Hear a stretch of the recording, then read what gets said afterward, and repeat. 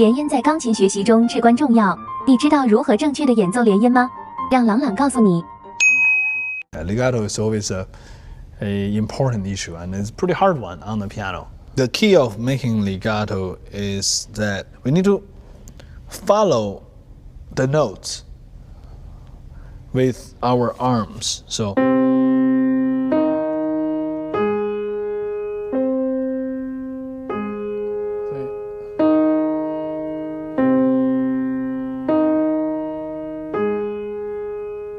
what is that animal in English? Not spider, but has this fingers like A gecko? gecko, right? Yeah. Yeah. So the animals that we are looking at is called gecko.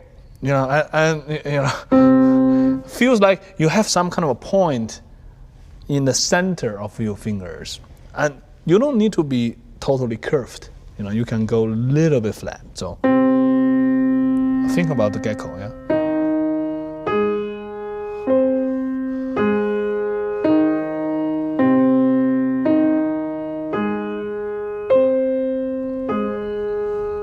See, and now you feel more comfortable. And somehow you need to feel the connection. And right before that note, you go almost attached to each other, you see? In between, almost attached. And the arms need to go with the shape of the notes. Incredible, this is perfect. It's so even and it's so beautiful, and it's really short and light.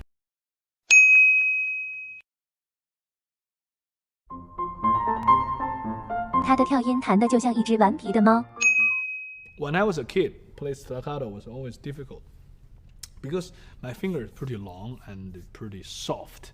Normally, if you have a shorter finger, it works perfectly. I see a lot of my colleagues when they don't have a big hands when they play.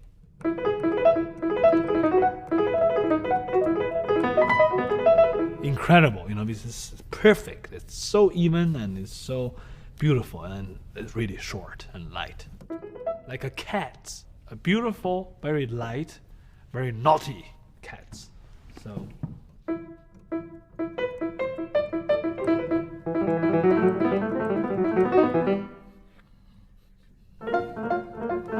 you cannot move too big, if you move like, then it's not staccato, it's too heavy, It's like acupuncture, that type of thing. But the hands need to be curved. Quick.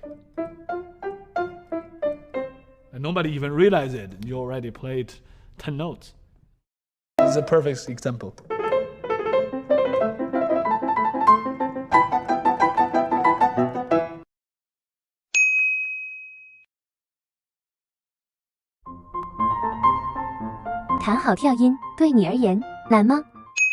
Most of the problem with staccato is people play too heavy-handed.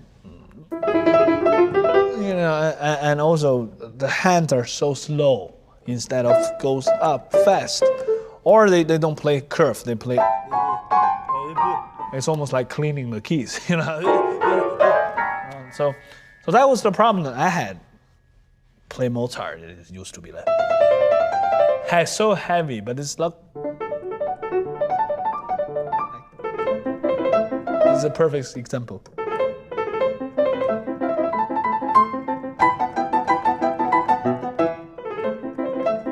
Always goes up.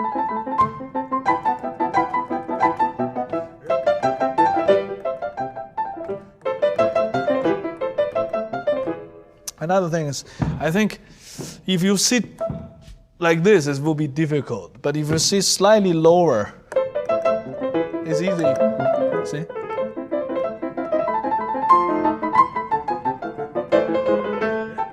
Think about the cats, yeah?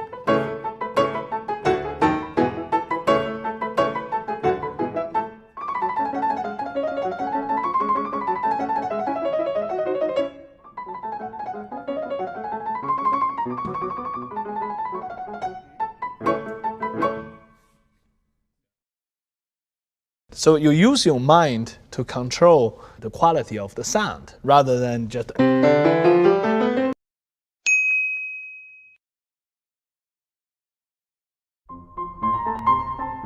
音阶这样弹，效果翻一倍。 My neighbor hated me when I started playing scales. But the good news was I was like a fire alarm or like a clock.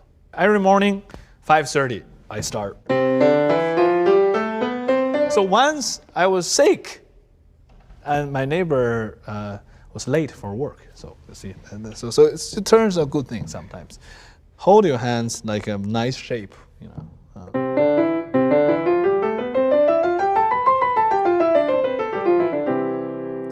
It's actually better, I think, but better than, you know, there's a kid when I was 9, one of my colleagues plays scale like this.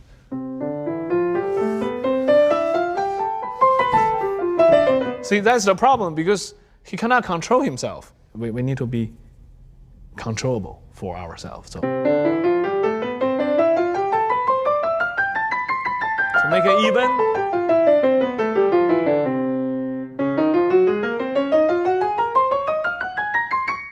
If you think while you're playing, every 4 notes as 1 unit, or every 2 notes as 1 unit, or every 8 notes as 1 unit. So you use your mind to control the quality of the sound rather than just.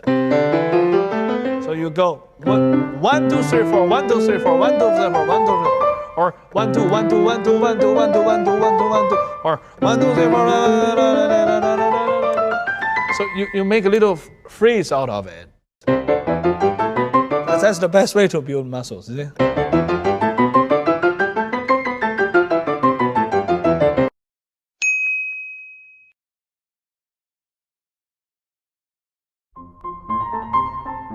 你是否仅靠音阶训练肌肉，还得练习这种技巧？ To practice, I would say the octave. It will help to building up the muscles. But if you are a really little kid, you cannot really approach octave. So I would say the chords, you know, the 5th chord. This, you see? See this one? See that? But the best way is this. That's the best way to build muscles, is it?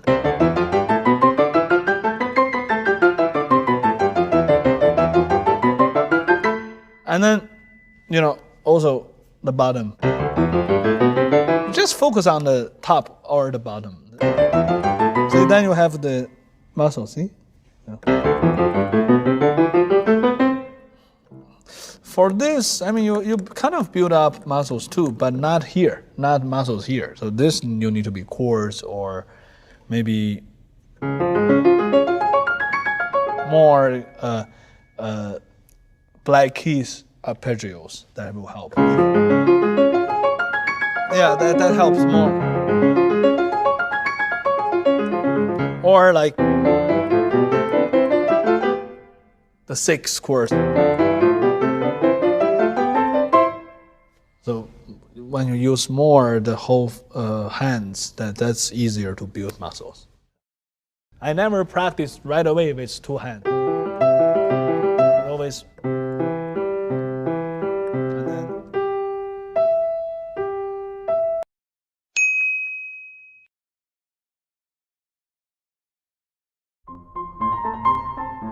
弹琴切不可心急，这样练习好处多。 You know, when I was a kid, I was practicing each hand. So when I put everything together, it was already convincing. I never practiced right away with 2 hands. Always. And then.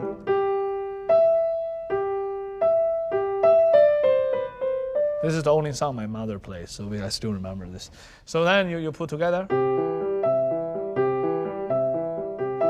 The very important thing is that you cannot make this, I mean, of course, both hands should work together, but both hands need to do individual breathing.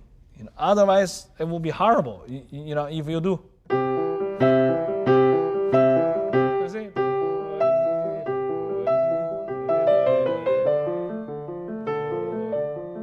So it must be separated somehow. But for the dynamic, maybe you need to be connected because in order to make sure we are in the same work. Yeah. But left hand is left hand, right hand is right hand. You cannot combine this. Otherwise, you will have accent all over.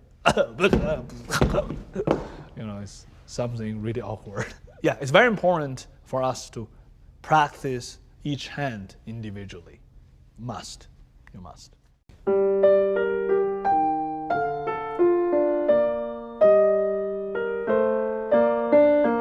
So Bach is the best.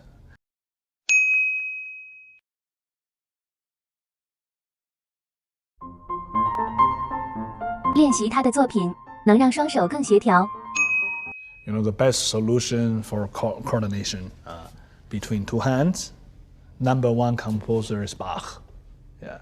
For me, when I start to memorize Bach's two parts you mentioned, it just somehow I just learn everything naturally, and because from both hands it has a different melody. Like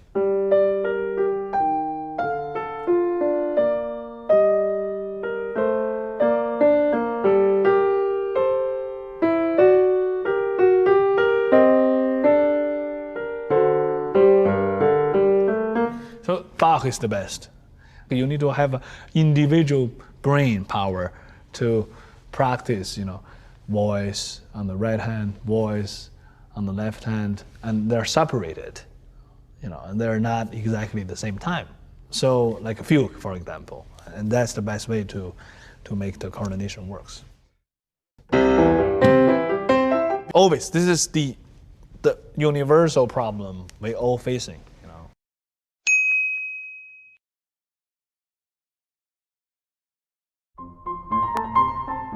朗朗全盘托出，训练较弱手指的秘诀。When you have an arpeggio, let's say just a C major one, yeah, it's like the right. But the kids sometimes the most problem you have is always because everyone has a stronger thumb, and weaker fourth finger. So always this is the universal problem we're all facing. So instead of putting tension to the strong fingers, you should put the more attention to the weaker fingers. So like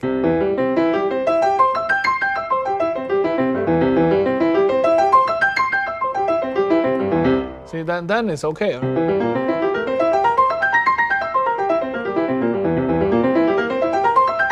So when you practice, you go.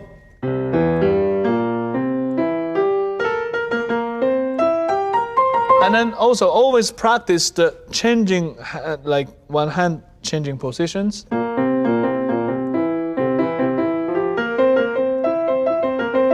Practice there. Always find the most difficult point and practice right there.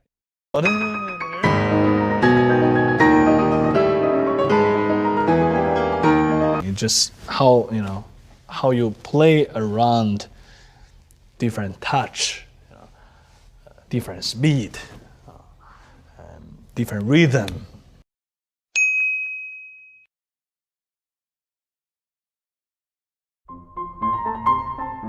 完美的触键离不开合理的触键位置。For piano playing, you need to find the right space to touch, on the keys.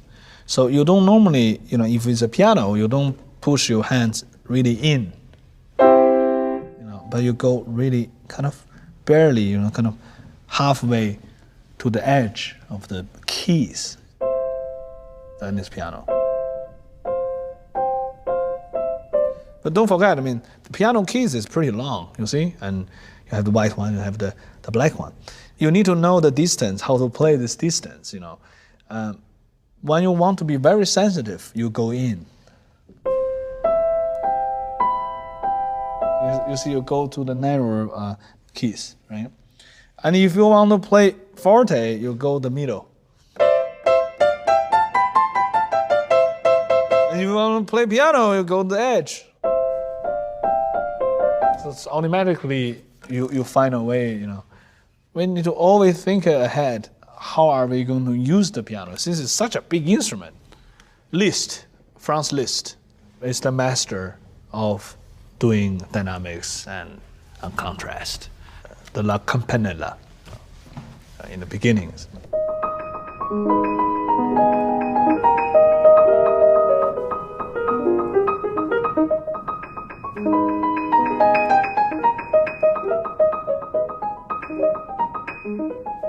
And then different level.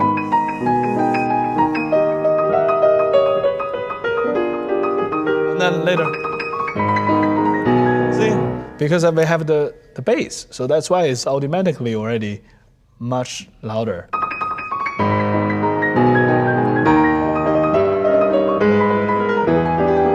And then you make it more staccato, that makes another level. And then later you make it more accent. So and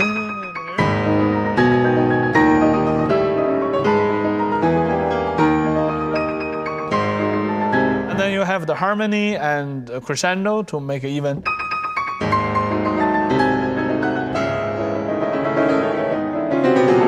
And then you have the speed, using a accelerando to make it even more exciting. But it's actually the same thing. It's just how you play around different touch, different speed, different rhythm, different harmony, and then you add the power on top of it.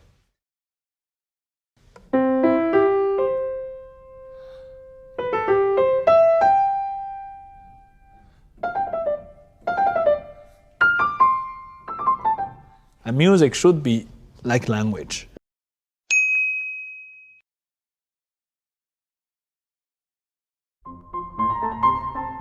弹钢琴不仅仅是弹。 In the very beginning, if you follow the score is almost like a textbook, in a good way, So somehow, if you follow the instruction, you get the pulse. So it's still telling you,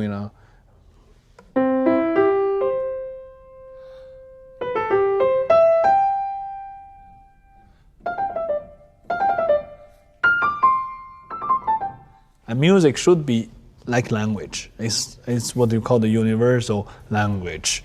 And we need to kind of create the contents of the meaning of the phrase. I believe that if you look into Mozart opera, Schubert songs, they have this perfect way of making the language and the phrasing in the same art creation. And that helps a lot for us to try to understand what their meaning of the music, and somehow to take the children to see Mozart operas, to see Donizetti. I think it's a way that to open their heart and open their imaginations to combine music and literature. Rubato in Italian means steal.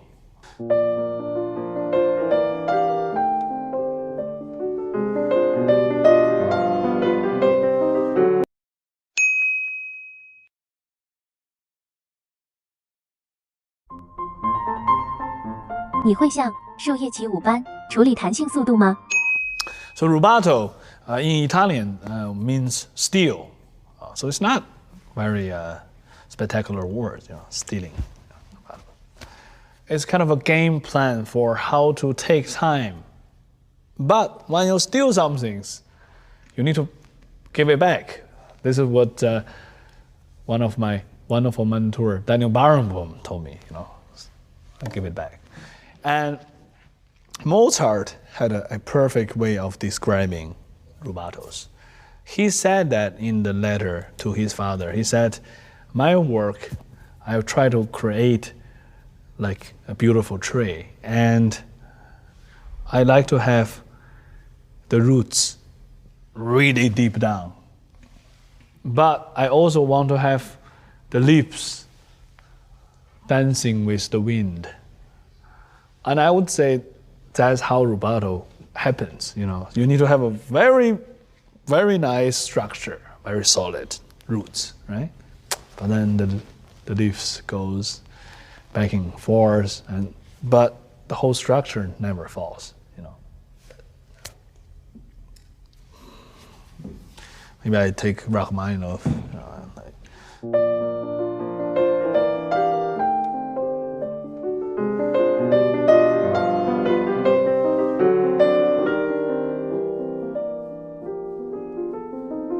Come back. Little bit. Come back.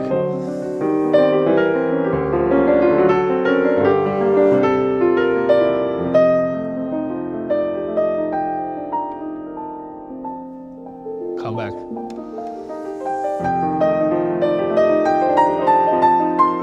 Changing position.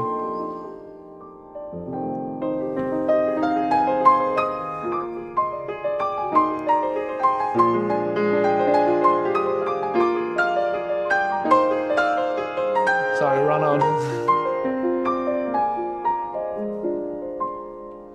Give it back. So this is in the romantic era, we still need to have that. Otherwise, the orchestra will never follow us. For the phrasing, it's almost like conversation.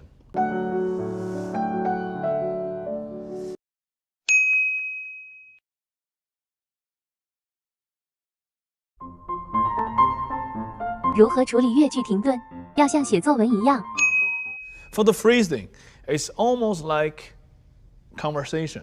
You sometimes put a comma, you sometimes finish the phrase, sometimes you put it away, and then you insert a new chapter. When you learn music theory, it's almost the same thing that you are learning how to write an article. In our music, it's always 4-bar phrase. I am going to somewhere. It's a little turn. And I met one of my friends. Then we decide to have a wonderful coffee. Or whatever. This is exactly the same as when you write an article. It's exactly the same. And when you talk, you don't talk nonstop, right? When you talk nonstop, you're pretty crazy, right? Without little breaking or make an emphasis. You must do this. In music, same thing. If you just play,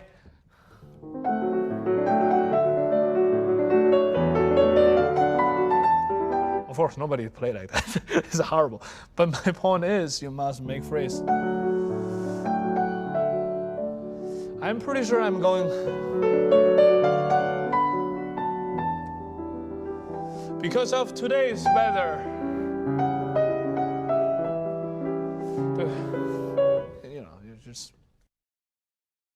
music is like telling stories, and you can tell your personal stories from the piece you're playing.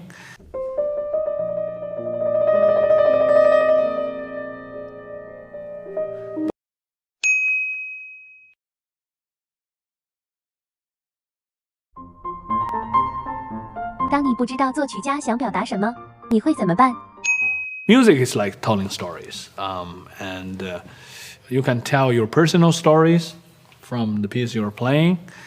But when I was a kid, people always say, you are so young. How do you get this life experience? How do you do this? This is such a deep piece which the composer wrote when they're really old or when they're really mature, and now you're 9 years old. You're playing the piece which the composers wrote maybe 70 years old or 50 years old. How do you play it?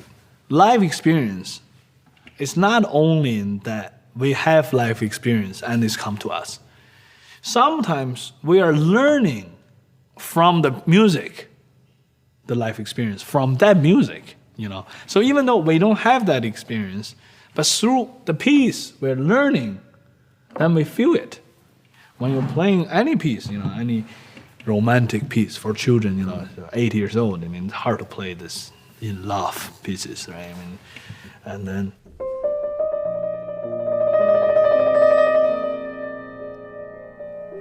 But actually, when you hear this music, you feel something, even though you maybe never had a girlfriend before, but something happens, and then you just follow that first thought.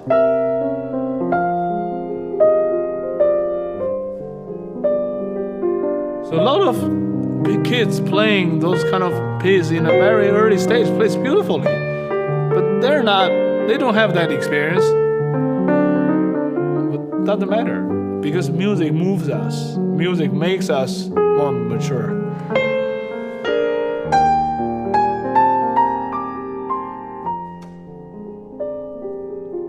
So we're learning life experience from the music.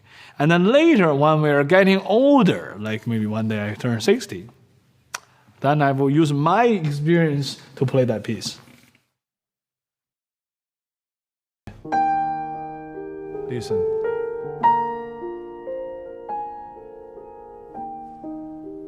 Being a good pianist, you can do that on the piano.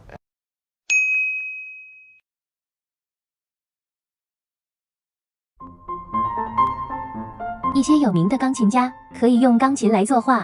Big pianos, the strings are really long. And why so long? Because it has the dimensions and also has the diversities of sound. And you see the curves of the wood, this curve and the soundboard. You can actually do a lot of things around. You just need to, listen, for example, you see. Listen.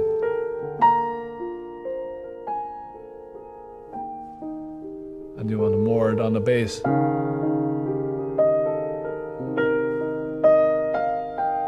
Shadow.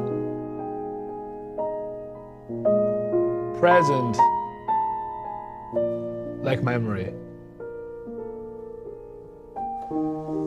So it's almost like you're now playing computers. You want to make this picture more magical. You put past, you put black and white, and you put watercolor. It's the same thing. Being a good pianist, you can do that on the piano. And I think the distance of the dimension of the piano itself will help us to achieve what we want. Pedal is a very important issue for pianists.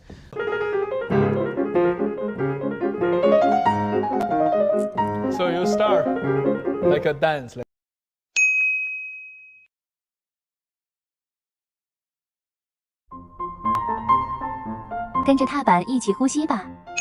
Okay, so let's talk about pedal. Pedal is a very important issue for pianists. This is basically our extended voice. Without pedal, we cannot really make everything together. Gradually, after you learn music for 1 or 2 years, you start to use pedals. The first thing you learn is to push down and up, like breathing.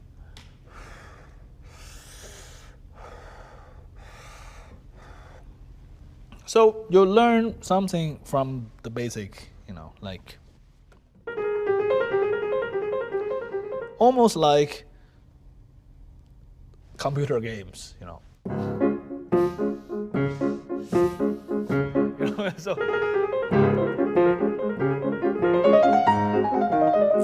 So you start like a dance, let's say, and then you push down on the first beat. That's the basic training. 1, 2, 1, 2.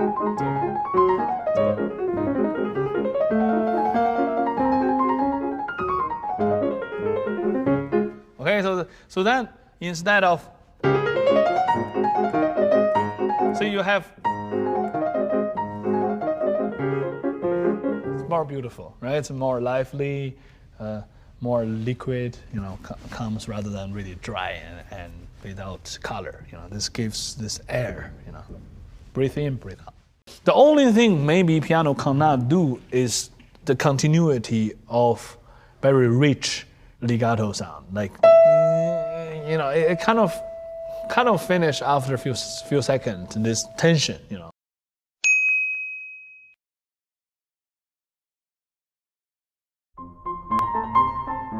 这个踏板很少用，但它很有用。It actually looks like piano looks very mechanical. You know, it's just you put the keys and you have the hammer up. Boom, boom, boom. So it's the opposite way, right? So you go down and the hammer goes up. Boom, boom, boom, boom, boom. But I'm not so sure about, you know, our old pianoforte or harpsichord. You know, maybe that's a little harder to make a very big different detailed sound. But today's piano, actually, you can really hear the difference. The only thing maybe piano cannot do is the continuity of very rich legato sound. Like, you know, it kind of finish after a few seconds, this tension, you know. But the notes are not finished. Notes are still there, but the tension maybe doesn't hold that long. You can play basically like really on the surface, like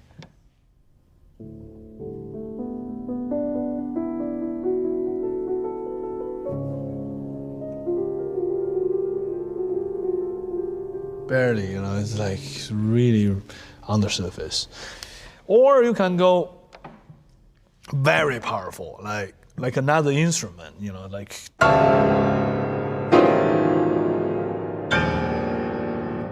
So even though, you know, you're hitting the same hammer, but we have pedals, which this is our basically our bowing is the pedals. You know, you can make the notes much longer,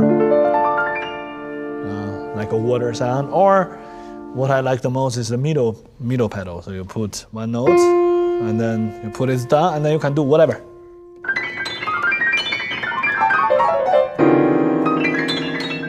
You know, it's almost like two pianos. You know, you can totally separate.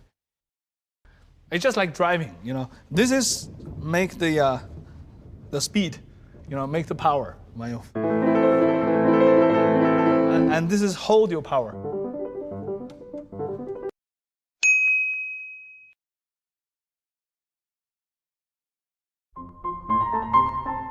不必要时，请放开你的左脚。 If you use left pedal too much, what we call in the professional world, they call you cheater.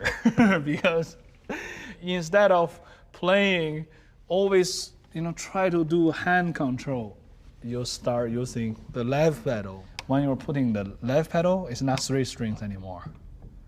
So, so of course, you got this automatic piano, you see?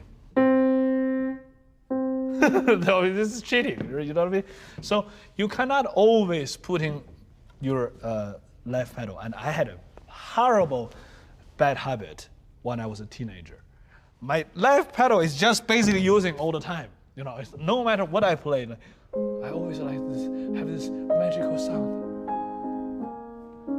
And sometimes, you know, it's too much, you know. So then I need to force myself to put my left foot right there. Don't use it, don't use it, don't use it. Because then when I use something, it's really, you know, it's really magical. It's just like driving, you know. This is make the speed, you know, make the power. And this is hold your power. So you need to make sure you don't just push down, you know. It gives some special effect, you know. You don't want to have an accident, right? So same problem. And piano is same thing. I cannot play any wrong note. Oh my goodness. And then you lose control.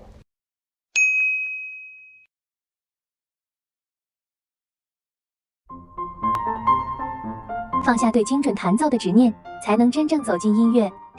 Obviously, nobody wants to make mistakes, but unfortunately, sometimes we play mistakes. You know, you just need to learn the lesson.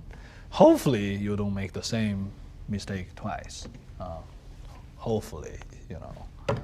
Hopefully, one thing very important. You know, don't think too much about it. Think about being an archer. You know? If you're so nervous every time thinking about, oh, I must get the middle point. I must get the middle point. Then you will never get it, you know. And Piano, same thing. I cannot play any wrong note.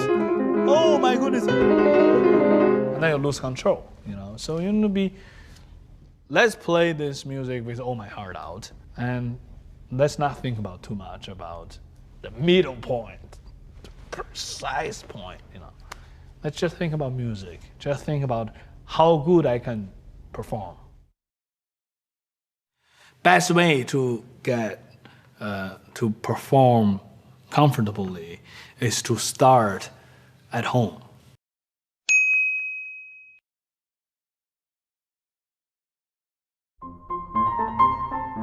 最好的登台方式竟是在家中登台。Best way to get to perform comfortably is to start at home. What I did was my parents always inviting my relatives or my friends come in for the weekends, like Saturday, and we play family concert. So I see other kids my age or younger or older, playing the same work or different work.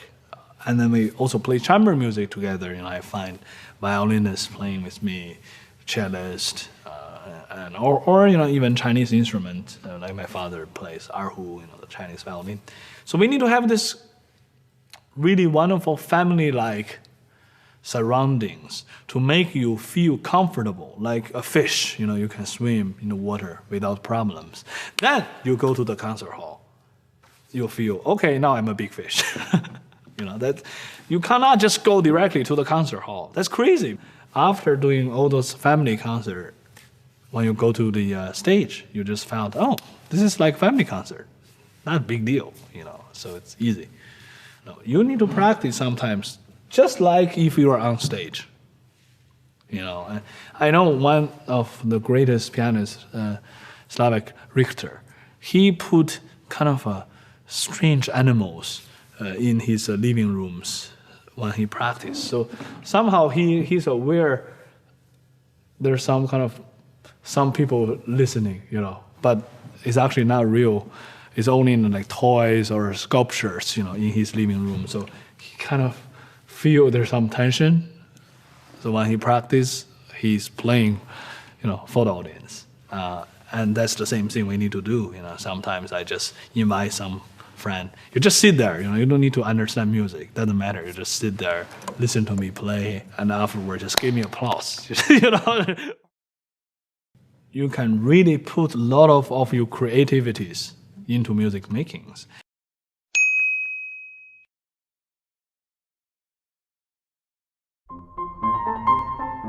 郎朗说：“只要有一台钢琴，世界就唾手可得。” First of all, when you start with piano, it's not so difficult.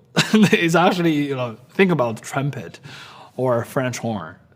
That's very difficult beginning, right? And a piano, where's middle C? Oh, here, right? So, and it's a very basic instrument because being a pianist is one thing, but learn piano is another thing because you can really put a lot of your creativities into music makings. And this is like a musical world. This is beginnings of a musical world. That in this world, you'll find more interesting things.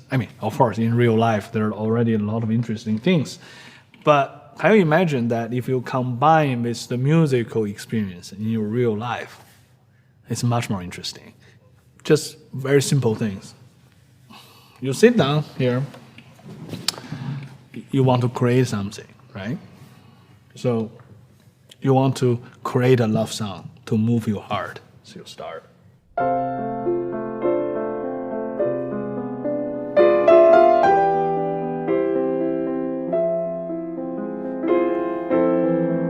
Just make something up. Or sometimes, you get really angry, you want to relieve your anger. So you can play something.